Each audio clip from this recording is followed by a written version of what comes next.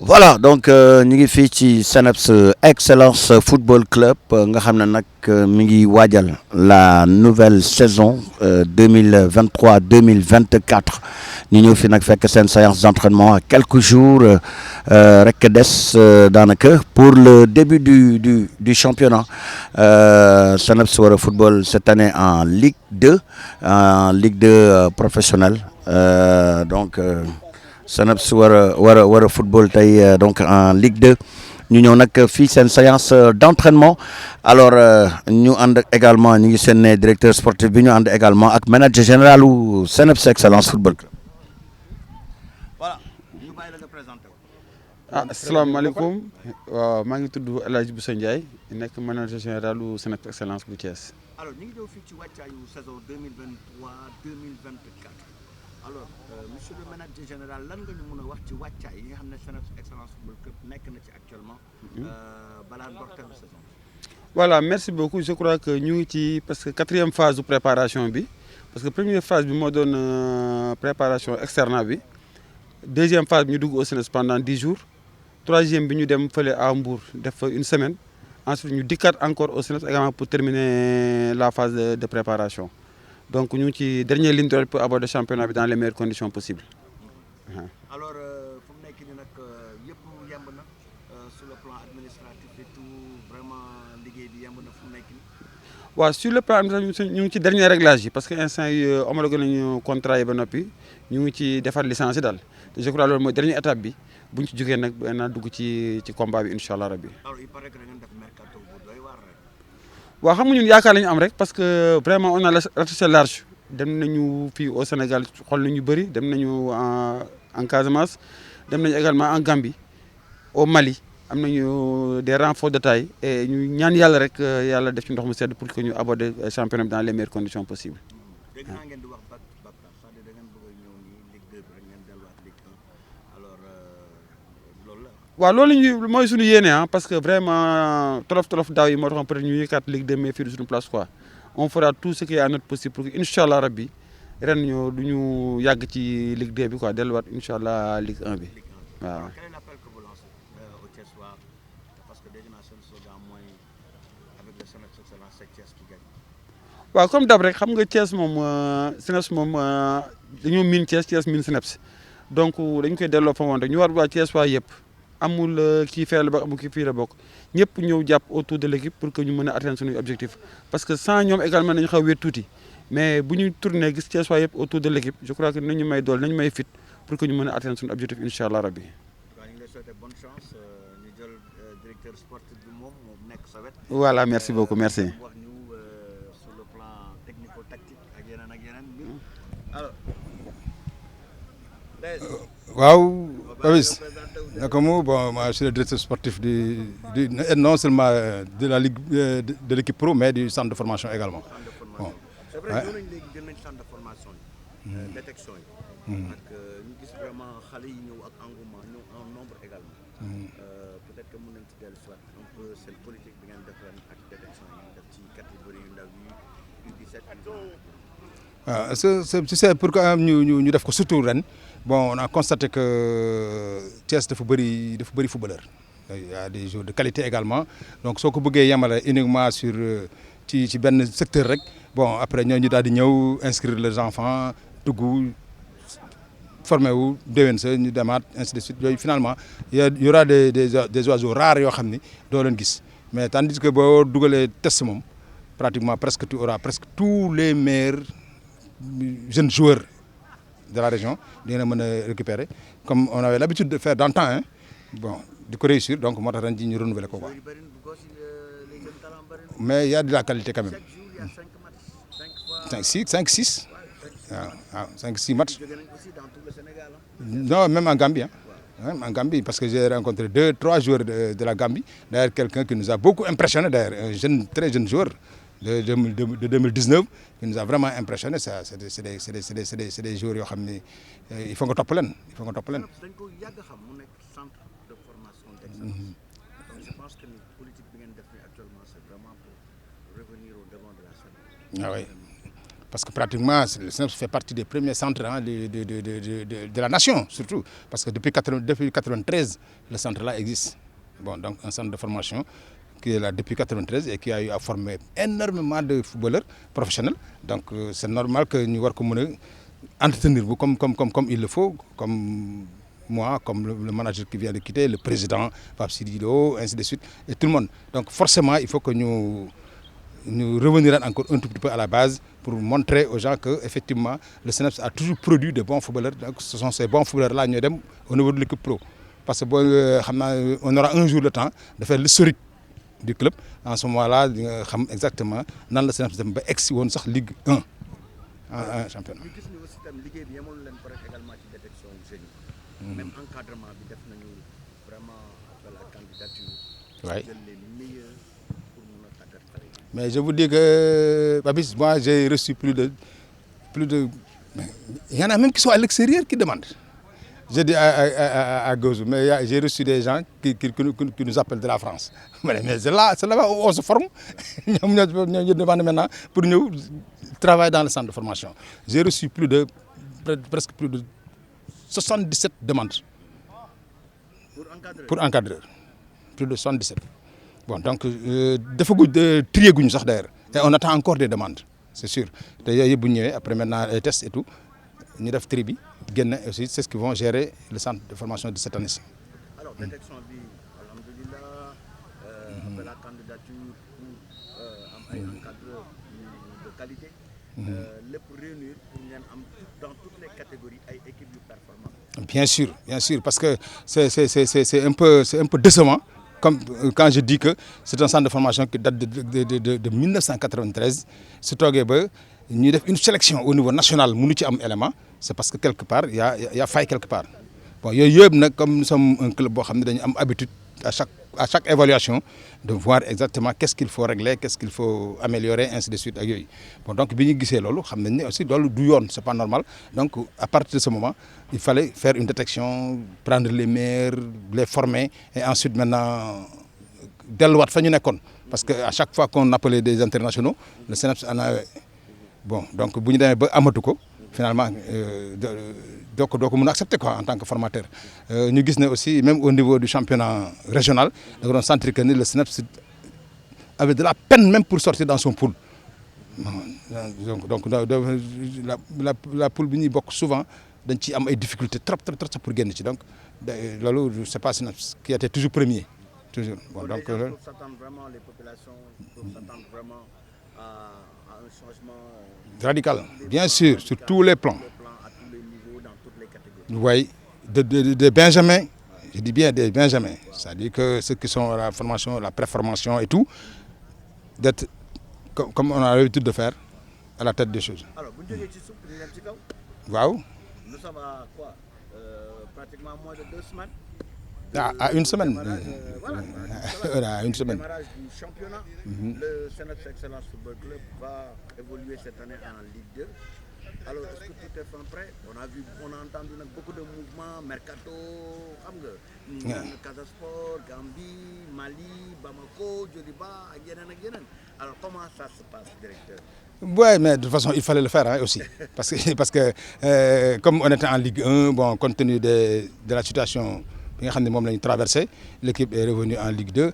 Mais ce n'est pas une première. Hein. Dans la Ligue 2, Ligue 2. Donc, on connaît le chemin. Donc, connaissant le chemin, nous avons ce mercato-là dont vous parlez. Il faut donc dañuy dem jëli ko parce que aussi ñu ngi bëgg yàgg ci affaire bi bon donc il fallait se décarcasser pour au moins asseoir une très bonne équipe parce que dara umpalewul que l'année dernière en un temps record on avait battu une équipe à plus forte raison que cette année-ci qu'on a eu au moins tout ce temps-là pour asseoir une équipe, une très grande équipe, une très bonne équipe. Donc forcément il faut que nous parce que notre objectif ça ne se discute pas. Notre objectif c'est de monter tout de suite remonter encore en Ligue 1. Ça, c'est ça notre objectif. Donc quand on a ça comme objectif, donc on n'a pas le droit de négliger quoi que ce soit. Il faut mettre au point pour pouvoir quand même aller en Ligue 1 le plus rapidement possible. Directeur sportif, est-ce que vous pouvez vraiment donner la garantie quand même au public tchèque que d'une SNEIPS vraiment Oui, je peux me garantir. Pourquoi? Parce que à travers ce qui s'est passé l'année dernière, tout ça, bon, enfin, c'est de l'expérience quand même. Mais on a eu une vision quand même. Vision bobu, le manager général l'a dit tout à l'heure, il faut nous balancer outil vision bobu pour quand même forcément faire revenir encore l'équipe en Ligue 1 pour permettre aux Thiessois de revoir encore les équipes qui ont l'habitude parce que nous avons tamaloon parce que togon ay année yo xamni xamatu ñoon fan la Jaraaf positionné au Sénégal xamatu ñoon fan la Casa Sport positionné au Sénégal et tout ça.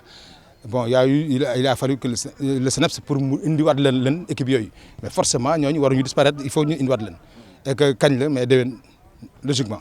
yéen a ngi def seen kéemtalaay kattan alors quel est l'appel que vous lancez au public thiessois? Parce que man dégg naa seen slogan avec le SNEPS Excellence c'est Thiès qui gagne, quand le SNEPS Excellence gagne c'est Thiès qui gagne, alors yow ban appel ngay lancer au public thiessois? Mais de tout le temps sans le SNEPS Excellence gagne mais Papis, tu n'habites pas au SNEPS toi? Moi je n'habite pas au SNEPS. Dis-moi le dirigeant qui habite au SNEPS, et personne. Donc dañuy ñëw ci centre Thiès rek créer fa équipe donc équipe bu Thiès la Thiès ko moom parce que amul aucun dirigeant bu taxaw ne man j'habite au SNEPS, y en a pas. Donc dañuy xëy suba di fi daje si di liggéey si xëy bu jeexee ñu ñibbiwaat donc loolu rek wane na ne carrément équipe bu Thiès la donc ñun on a toujours prôné avec ça et loolu la ñu mos a wax nag de tout le temps musuñu bedd parce que d'ailleurs sax ñi koy encadrer ñëpp ci différents quartiers yi lañ jógee ñëw di diriger l'équipe parce que mun naa citer ay des gens yoo xam ne ñii yàlla jël na leen un Lucien amul équipe bu mu coaché wul fii Sénégal ci Thiès amul ku mu dirigé wul fii comme grand footballeur Lucien ay Jules ay Albert Manga et tout ça Pape Samba Koulibaly bon moi-même ainsi de suite mais ñun ñëpp nekk nañ fii ba actuellement nii je peux dire que je suis le seul rescapé actuellement du centre de formation.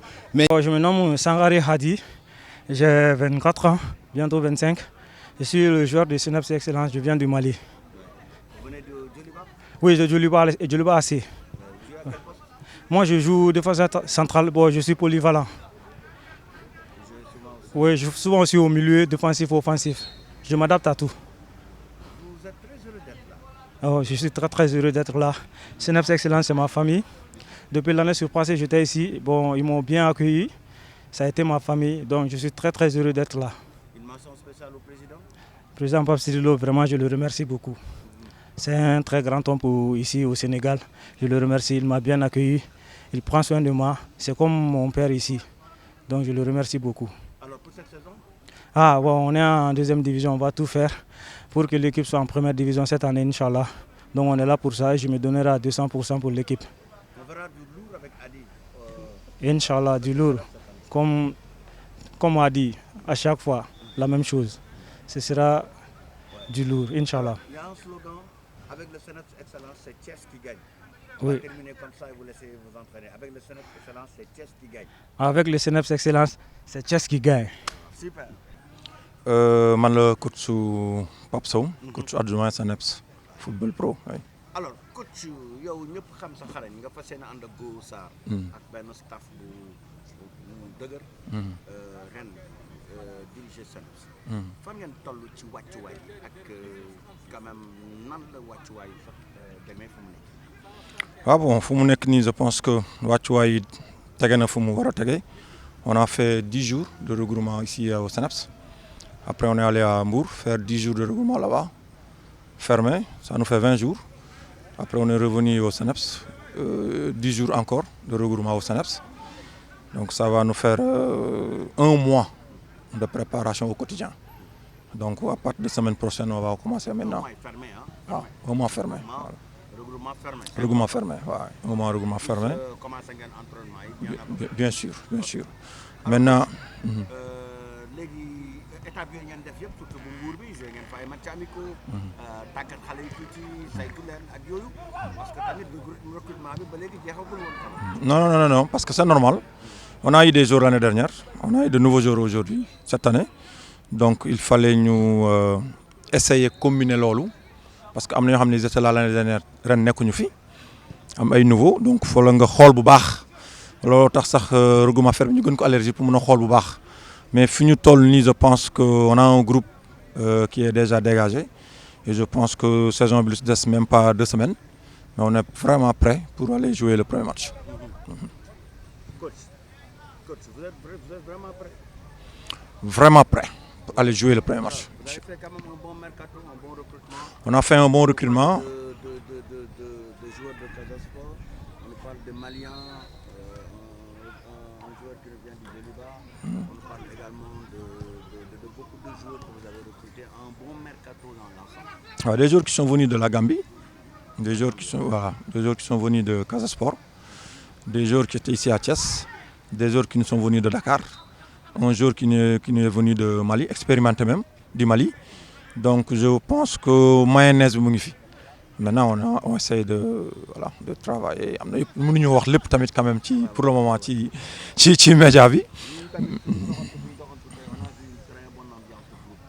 Ah non, loolu il faut. On a vu vraiment une très bonne ambiance. Les joueurs étaient ensemble, ça rigolait, ça, voilà, c'est vraiment sympa. waaw loolu on y tient loolu moom esprit groupe bi moom je pense que football loo mënti def te instauré woo benn esprit de groupe bu sain je pense que pour nga mën a atteindre yenn objectif yi dafay xaw a difficile et là je pense que c'est du management. On est en train de travailler pour avoir du très bon management pour que xale yi nekk ci seen jàmm ñoom ñu nekk à l'aise ànd nekk benn xam ne objectif ñoo ko bokk concurrence bi na nekk concurrence bu saine et puis ñu nekk ay frères et puis dafa am benn mission Thiès yëpp moo ñu ko dénk mooy que équipe bi dafa war a delluwaat en Ligue 1 donc je pense que loolu dafa nekk liggéey boo xamante ni bu ñu instauré d'abord benn esprit bu sain pour ñu mën a atteindre objectif dafay difficile. Maintenant bu ñu instauré esprit sain boobu nag ci ngay mën a ci biir esprit bi ci ngay mën a vraiment di dugal li ngay bëgg et je pense que gauche actuellement ils sont conscients de la situation ils sont très conscients aussi des objectifs et ils sont prêts à des enjeux et tout ça là voilà vraiment donc je pense que daal ñoom pare nañ ni ma leen gisee nii daal pare nañ yàkkamti nañ sax jouer seen premier match.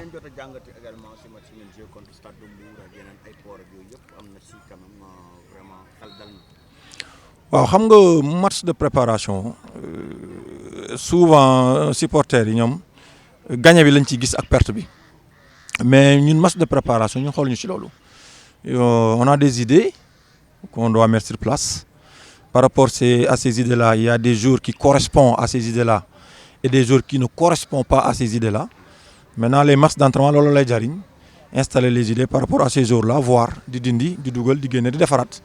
Ben exemple bu ndaw rek laa jox suñu match contre Port on a joué contre Port on a perdu 2-0 mais c'était pas que score bien mais on a vidé voilà le contenu mais on a eu des idées par rapport à ça ñu reprendre le match 3 jours après on a gagné 2-1 parce qu'on a changé on a rectifié on a même libéré des joueurs par rapport à ça voilà très bien voilà donc match d'entraînement du souvent score bi moo am solo.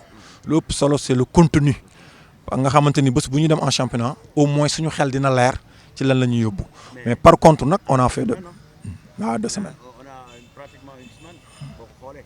waaw. daanaka samedi week-end prochain di ñëw. Inch'Allah mais comme li ma la wax sànq rek on est vraiment prêt pour aller affronter le championnat. sérénité ak benn confiance.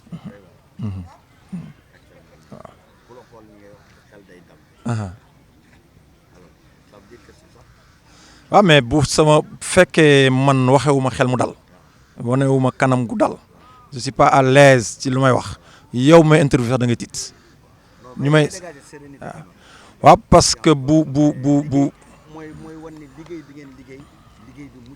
dañ ko teg fu wóor lu si des nag yàlla moo ko yor mais dañ ko teg fu wóor mais aussi dafa am sama benn ancien coach lu ma jàngaloon mu ne ma nawal sa liggéey waaye bul xeeb liggéeyu jàmbur bon naw nañ lu ñu def mais xeebuñu lu ñeneen ñi def mais sérénité boobu nag jëlewuma ko fenn ci lu dul par rapport expérience bi moom en tant qu'ancien joueur en tant qu'entraîneur ni ma gisee groupe bi dafa dal sama xel te liggéey bu ñu def à Mbour ak Thiès aussi dafa dal sama xel maintenant on va essayer de maintenir cela que d'ici le match que esprit bi continue mel noonu ambiance bi continue mel noonu joueurs yi ñu fexe ba imprégner leen ci concentration bu leen war ak exigence yi ak li ñuy xaar donc loolu rek ah mais non nice machallah on est rassuré pour le moment.